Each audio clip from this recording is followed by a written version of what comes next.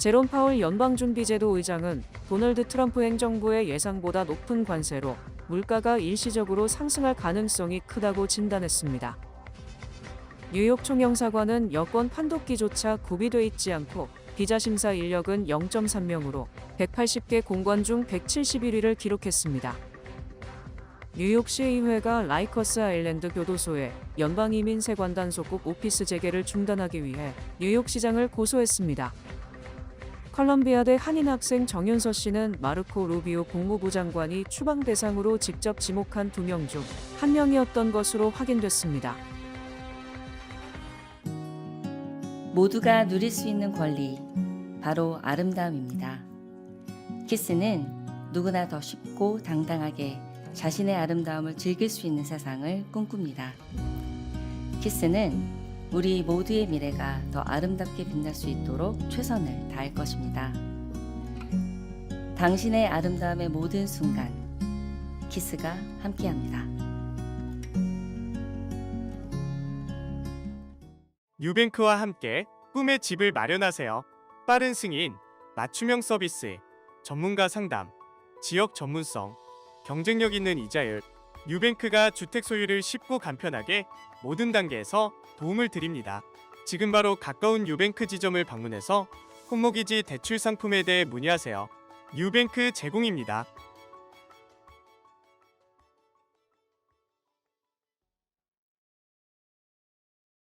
제롬 파월 연방준비제도 의장은 16일 도널드 트럼프 행정부의 예상보다 높은 관세로 물가가 일시적으로 상승할 가능성이 크지만 통화 정책을 조정하기 전에 상황을 더 지켜보겠다는 입장을 밝혔습니다. 파월 의장은 이날 일리노이주 시카고에서 열린 이코노믹 클럽 연설에서 관세는 최소한 일시적으로 인플레이션의 증가를 유발할 가능성이 크다고 진단했습니다. 그는 지금까지 행정부가 발표한 관세 인상 수준이 예상보다 훨씬 높다면서 경제에 미치는 영향도 마찬가지일 가능성이 높으며 이는 인플레이션 상승과 성장 둔화를 포함할 것이라고 관측했습니다. 다만 그는 현재로서 우리는 정책 입장에 대한 어떤 조정을 고려하기 전에 더 많은 명확성을 기다리기에 좋은 위치에 있다고 말해 당장은 통화정책 조정을 고려하고 있지 않음을 시사했습니다. 감사원의 재외공관 운영 실태 감사 결과 뉴욕 총영사관은 여권 판독기조차 구비돼 있지 않고 비자 심사 인력은 0.3명으로 180개 공관 중 171위를 기록했고 로스앤젤레스 총영사관은 비자 심사를 제대로 하지 않은 것으로 드러났습니다. 감사원은 지난해 5월 27일부터 6월 14일까지 주미 한국 대사관, 로스앤젤레스 총영사관 등 17개 재외공관을 대상으로 운영 실태 감사를 실시한 결과 비자 심사 9건, 민원 서비스 6건, 공공외교 2건, 회계관리 6건 등 총 23건의 부당사항을 적발했다고 밝혔습니다. 감사원이 한국 시간 15일 공개한 재외공관 감사 결과 보고서에 따르면 외교부는 2013년부터 지난해 6월까지 178개 재외공관에 바이오 정보 등을 입력할 수 있는 여권 판독기를 제공했으나 144개 재외공관에서 총 17,000명의 바이오 정보를 입력하지 않은 것으로 드러났습니다. 특히 주일한 대사관 등 9개 재외공관은 입력률이 0%로 단 한 건도 없는 것으로 드러났고 일부 대사관은 여권 판독기 용도조차 몰랐으며 뉴욕 총영사관, 필라델피아 출장소 등 7개 공관은 여권 판독기가 공급되지도 않은 것으로 드러났습니다. 또 지난 2023년 비자 발급 실적 등을 검토한 결과 뉴욕 총영사관은 비자 심사에 투입되는 인력이 0.3명에 불과한 것으로 드러났으며 뉴욕 총영사관의 이 같은 비자 심사 인력은 180개 재외공관 중 10번째로 적은 것입니다. 뉴욕 총영사관은 외교관 및 행정직원 면에서 미국 지역 다른 총영사관은 물론 주요국 대사관을 제외하고는 가장 많은 편이어서 인력을 효율적으로 운용하지 못해 이 같은 현상을 빚은 것으로 풀이됩니다. 반면 뉴욕 총영사관의 1인당 1일 비자 심사 처리 건수는 43.4건으로 이는 40.12건인 애틀란타 총영사관, 38.31건인 시애틀 총영사관, 26.7건인 LA 총영사관보다는 많은 것입니다. 하지만 인도네시아는 무려 517건에 달했고 상해가 388건, 호치민은 387건에 달했습니다. 에릭 아담스 뉴욕시장이 자신의 뇌물수수 기소를 취하해준 트럼프 대통령에게 보답하는 차원에서 불체자 체포에 적극 협조하는 모양새를 취하자 뉴욕시의회가 이 같은 정책을 철회하라며 소송을 제기했습니다. 뉴욕시의회는 어제 뉴욕주 뉴욕카운티 지방법원의 에릭 아담스 뉴욕시장과 랜디 마스트로 제1부시장, 뉴욕시 교정국 등을 상대로 지난 8일 발효한 행정명령에 대한 철회를 요청함과 동시에 임시효력 정지 가처분을 신청했습니다. 뉴욕시의회는 소송장에서 아담스 행정부가 트럼프 행정부의 불법 체류자 체포 및 추방에 적극 협조, 라이커스 아일랜드 교도소를 이민국 구금시설로 제공하는 것은 자신의 형사처벌을 피하게 해준 트럼프 대통령의 은혜에 보답하는 것이라고 비판했습니다. 특히 아담스 행정부의 행정명령은 이민국이 라이커스 아일랜드 교도소를 사무실 및 구금시설로 사용하는 것은 물론 뉴욕시 교정국이 이민국의 불체자 범죄 정보 등을 공유하도록 하고 있습니다.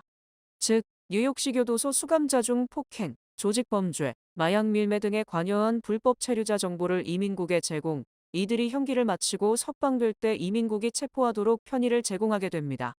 뉴욕시의회는 이 행정명령은 불법이며 시장의 뇌물수수, 무마 등 이해관계에 따라 더럽혀진 것이며 시장이 개인적 자유를 얻은 대가로 이민국에 사무실을 내준 것이라고 강조했습니다. 이에 대해 아담스 시장 측은 뉴욕시의회가 잘못된 정보를 확산시키고 있다. 분명히 할 것이 있다. 이번 행정명령은 850만 뉴요커의 안전을 보장하기 위한 것이며 뉴욕시장과 아무런 개인적 이해관계가 없다. 또 이 행정명령은 랜디 마스트로 부시장이 서명한 것이라고 주장했습니다. 친팔레스타인 시위에 참여했다는 이유로 이민세관 단속국에 쫓긴 컬럼비아대 한인 학생 정윤서 씨는 마르코 루비오 국무부 장관이 추방 대상으로 직접 지목한 2명 중 1명이었던 것으로 확인됐습니다. 15일 지역 매체 더 시티에 따르면 연방정부 관계자들은 루비오 장관이 추방 대상으로 직접 지정한 2명의 영주권자 중 1명이 정 씨였다는 사실을 처음으로 확인했습니다. 다른 1명은 이민당국에 이미 체포된 컬럼비아대 대학원생 마흐무드 칼릴입니다. 지난 11일 정부 측 변호사들이 제출한 메모에 따르면 루비오 장관이 쓴 메모에는 정 씨가 계속 미국에 머무르면 미국의 심각하게 부정적인 외교 정책적 결과를 초래할 가능성이 있다고 적혀 있었습니다. 정 씨의 변호인 측은 국무부 장관이 언급하면서 갑작스레 정 씨가 이민 당국에 쫓기게 됐다고 주장하고 있습니다.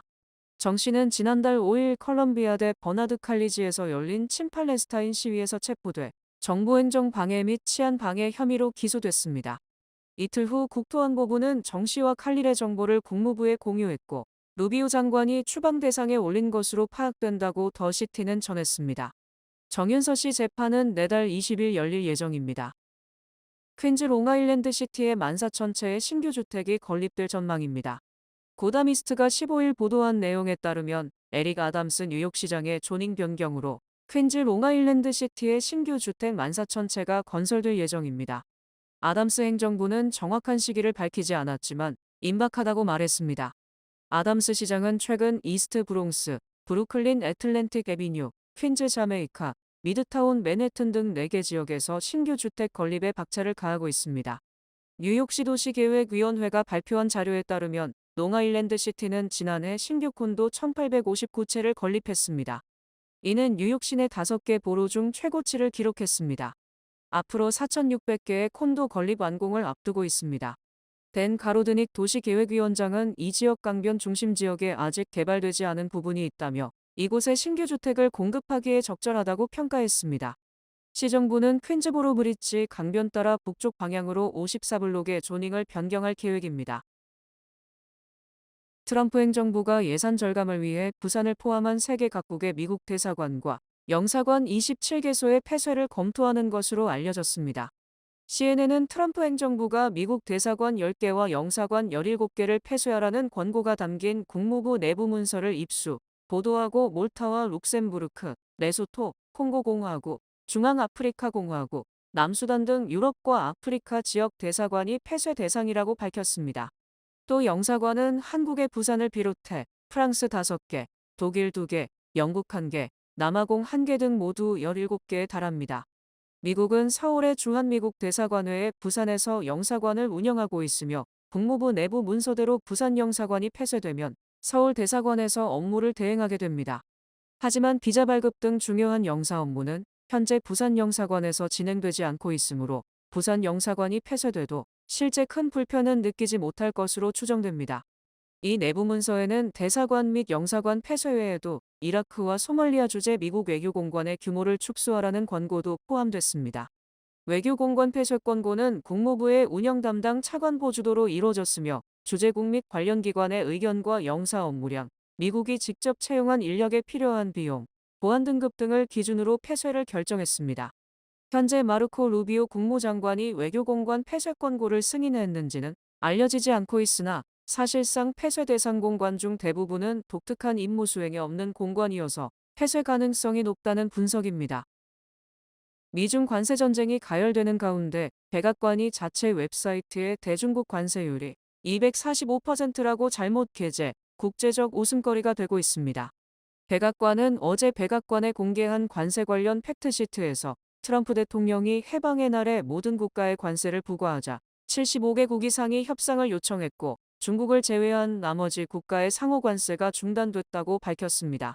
특히 백악관은 중국이 미국에 대한 보복 관세를 단행함에 따라 이제 중국의 미국 수출품은 245%의 관세에 직면했다고 명시했습니다.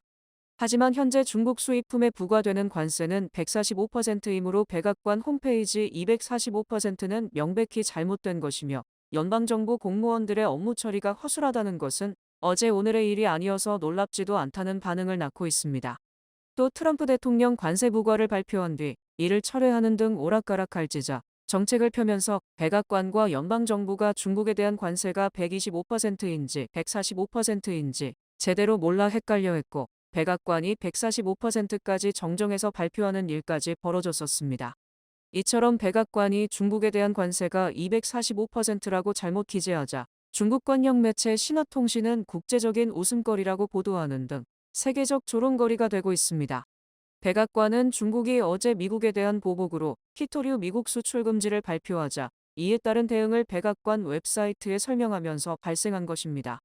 현재 중국은 지난 11일 미국의 145% 관세 부과에 맞서 미국 수출품에 대해 125% 관세를 부과한 뒤 앞으로 더 이상 맞대응하지 않고 무시하겠다고 밝혔습니다. 하버드대와 컬럼비아대 등 유명 대학 내 반이스라엘 시위 등과 관련 트럼프 행정부가 테러리즘 홍보 등을 내세우며 보조금 중단의 면세 지위를 박탈할 것이라고 경고했습니다. 트럼프 대통령은 어제 자신의 트루스 소셜에 올린 글에서 대학의 면세 지위는 전적으로 공공의 이익에 부합하는 행동을 하느냐에 달렸다는 점을 기억하라. 계속해서 정치적이고 이념적이며 테러리스트적 영감을 지지한다면 하버드는 면세 지위를 잃고 정치단체로서 세금을 부과받을 것이라고 경고했습니다. 이에 앞서 트럼프 행정부는 지난 14일 하버드대에 향후 수년간 22억 달러 규모의 보조금과 6천만 달러 규모의 계약을 정지시켰으며 약 90억 달러에 달하는 지원금을 철회할 수 있다고 밝혔었습니다. 하지만 하버드대는 이 같은 연방정부의 보조금 중단 등에도 불구하고 트럼프 행정부가 요구하는 캠퍼스 내 반유대주의 근절 등의 정책을 받아들이지 않겠다고 공개적으로 거부 입장을 밝혔고 트럼프 대통령이 직접 나서서 대학의 비영리단체, 지위, 즉 면세 지위까지 위협하고 있는 것입니다. 하버드대는 미국의 번영과 국력을 학문적으로 뒷받침하는 미국 지성의 상징으로 결코 금전적 압력에 굴복할 수 없으며 다양한 의견의 개진을 막지 않을 것임을 강조했습니다. 하버드대는 지난해 기준 기부금 누적액이 532억 달러에 달하지만 기부금의 사용처가 제한돼 있어 연방정부 보조금 결손을 막는 데는 한계가 있습니다. 특히 하버드대가 비영리단체 지위를 잃게 되면 기부자들이 세금 혜택을 받지 못하기 때문에 기부금이 크게 줄어들 것으로 전망됩니다. 이에 대해 트럼프 행정부가 세금을 무기로 신성한 대학에 이념적 압박을 가하는 것은 일종의 독재이며 미국의 위상을 추락시키는 일이라는 비판이 일고 있습니다. 이에 앞서 컬럼비아대도 지난해부터 학생들의 반이스라엘 시위를 명목으로 각종 제재가 가해지고 있으며 시위 참여 학생들은 추방 위협까지 받고 있습니다. 바이든 전 대통령이 퇴임 후 처음으로 공개석상에서 트럼프 대통령을 맹비판했습니다. 바이든 전 대통령은 어제 시카고에서 열린 장애인 행사에서 트럼프 행정부가 100일도 안 되는 기간에 엄청난 피해와 파괴를 야기했다고 주장했습니다. 특히 은퇴자와 산업재해 피해자, 저소득 가구 등 7,300만 명에게 연금과 사회보장 혜택 제공을 담당하는 사회보장국이 트럼프 행정부로부터 도끼질을 당했다고 비판했습니다. 바이든 전 대통령은 사회보장제도는 국민에 대한 국가의 신성한 약속이며 사회보장이 국민의 삶에 얼마나 중요한지 모두가 알고 있다고 지적했습니다.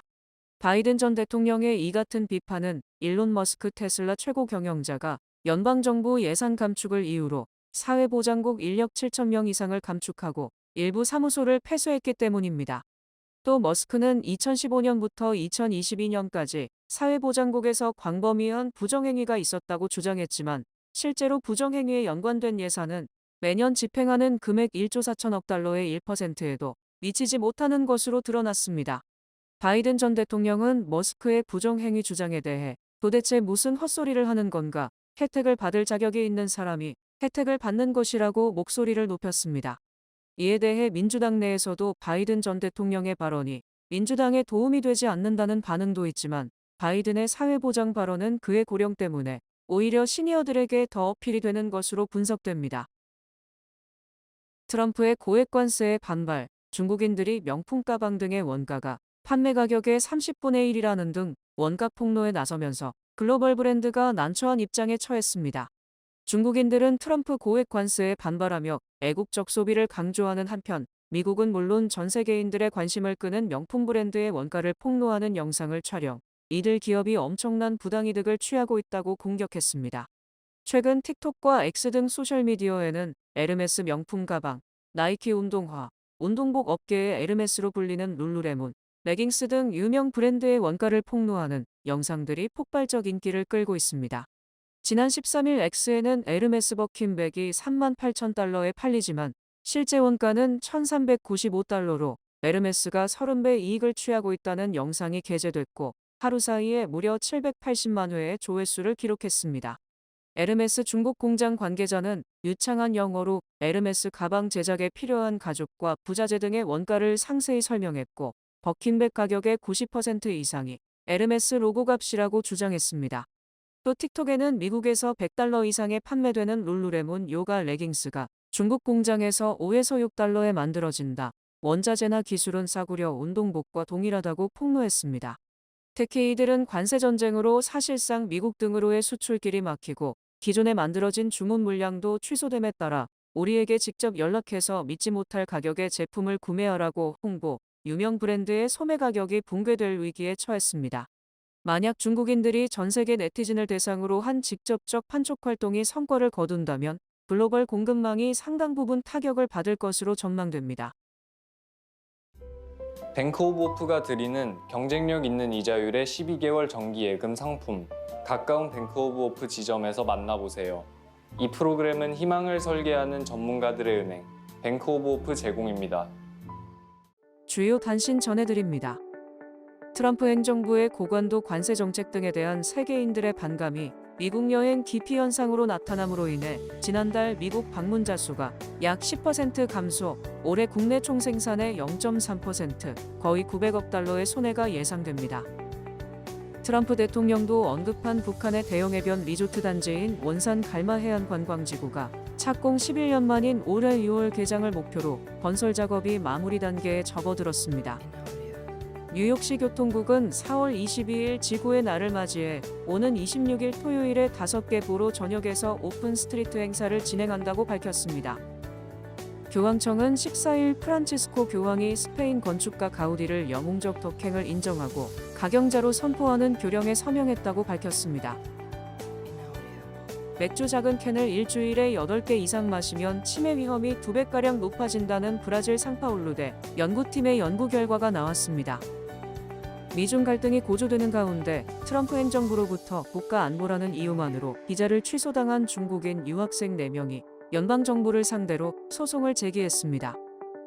텍사스주 댈러스의 한 고등학교에서 총격 사건이 발생해 학생 4명이 다쳤고 경찰은 총격 용의자는 특정됐지만 아직 체포되지 않았다고 밝혔습니다. 애플이 트럼프 대통령의 상호관세 부과 조치에 대응해 1분기 출하량을 크게 늘리면서 처음으로 삼성전자를 제치고 시장 점유율 1위를 차지했습니다. 날씨 전해드립니다. 목요일인 내일은 대체로 맑겠습니다. 낮 최고 기온은 62도, 최저 기온은 46도입니다. 해 뜨는 시간은 6시 14분, 해 지는 시간은 7시 37분입니다. 이상으로 주간 날씨와 세계 날씨 전해드립니다.